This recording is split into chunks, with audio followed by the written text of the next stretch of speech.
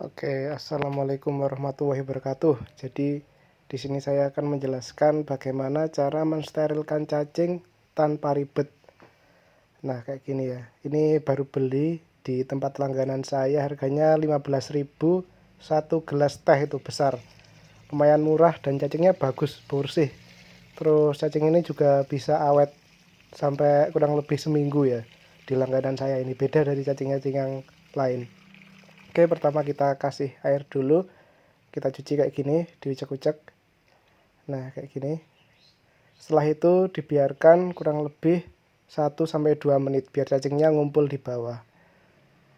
Nah, kayak gini. Oke, ini udah kurang lebih 2 menit ya ini. Cepet kok. Dia mengendap terus mengumpul. Langsung kita tuang airnya yang udah dikucek tadi. Kayak gini. Jadi yang terpenting itu kalian cari seller cacing yang benar-benar cacingnya itu berkualitas, bersih, harganya murah, dan bisa bertahan lama. Soalnya kadang dari beberapa seller itu ada yang cacingnya kotor padahal harganya sama, kayak gitu. Dan ini kebetulan langganan saya ini cacingnya bagus, harganya murah, bersih, bisa awet juga. Oke, udah dibuang airnya. Ini kita buang ke cendolan biar cacing yang mati gak sia-sia. Oke. Nah, ini setelah ini kita isi air lagi. Airnya jangan tinggi-tinggi ya, kurang lebih atau maksimal lah itu 1 cm di atas permukaan cacingnya. Kalau terlalu dalam itu cacingnya biasanya gampang mati. Dikit aja gak apa-apa. Setelah ini kita kasih antiseptik agrifavin. Nah, kayak gini. Kalian pakai obat biru atau bleach itu juga nggak apa-apa, tapi saya sukanya pakai ini. Menurut saya yang paling efektif pakai agrifavin ini. Ini murah ya, satu botolnya cuma 5.000. Terus untuk dosisnya buat mensterilkan cacing sutra ini usahakan sampai airnya itu terlihat agak kuning ya. Ini masih kurang, kita tambahin lagi. Nah, kayak gini. Terus diaduk-aduk.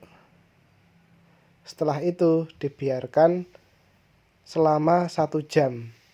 Jadi cukup 1 jam aja, habis itu dikasihkan ikan gupi gak masalah.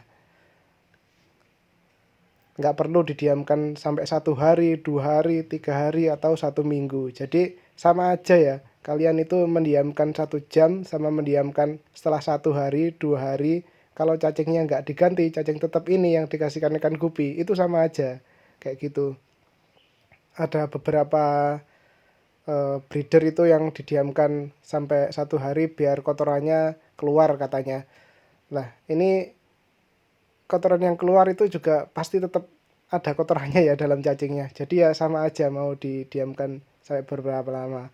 Terus cara nyimpennya kita kasih aerator gini atau dikasih air mengalir dari keran, tetesan air dari keran kayak gitu. Kalau saya simpelnya pakai aerator gini.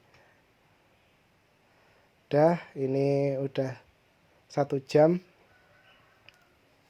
Saya cara miaranya juga gini aja tanpa dikasih batu buat sembunyian atau dikasih daun, itu nggak perlu ya. Kayak gini aja itu udah hidup. Yang penting sehari itu airnya diganti 3 kali.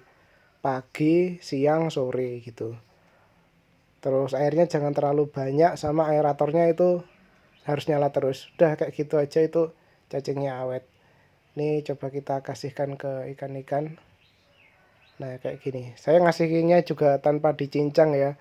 Soalnya ikan-ikan ini udah pinter, dia bisa milih cacing yang sekiranya muat. Dan kalaupun panjang, dia juga bisa mutusin cacingnya sendiri. Kayak gitu. Aman-aman aja selama ini pakai cacing yang nggak dicincang.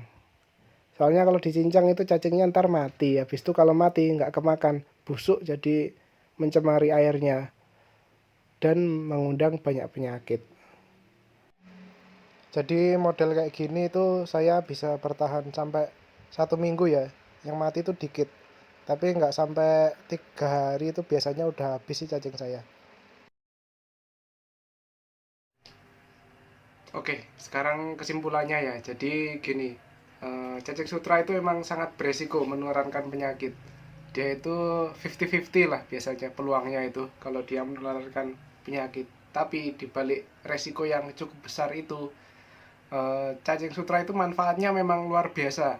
Jadi buraya itu kalau dikasih cacing sutra itu emang pertumbuhannya sangat pesat. Jadi kalau teman-teman mau ngejar size dari body burayanya itu, bisa kasih cacing sutra. Dibandingkan kutu air atau artemia itu masih cepetan cacing sutra.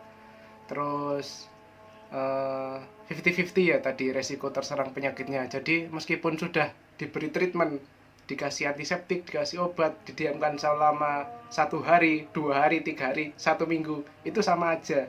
Selama cacing sutranya tetap menggunakan cacing sutra itu, ya resikonya kita nggak tahu di situ ada bakteri apa, kayak gitu. Bisa dibayangkan contohnya gini kan, beberapa breeder ada yang bilang kalau cacing sutra itu udah membuang kotorannya, penyakitnya keluar. Ya nggak bisa ya diumpamakan seperti itu, soalnya penyakitnya itu di dalam cacing ya, bukan di dalam kotorannya cacing sutra, kayak gitu.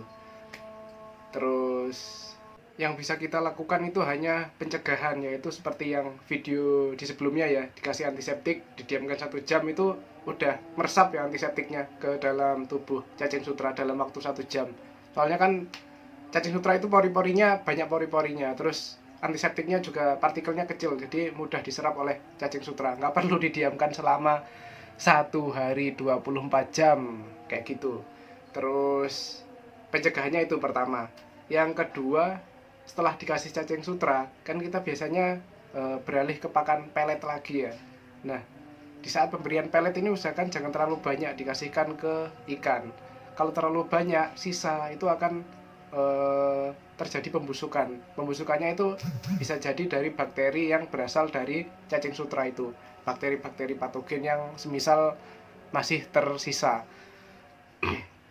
Setelah itu, dua itu ya, pakan jangan terlalu banyak. Yang kedua, air itu dijaga kebersihannya, sering-sering disipon tapi jangan banyak-banyak, 10-20%.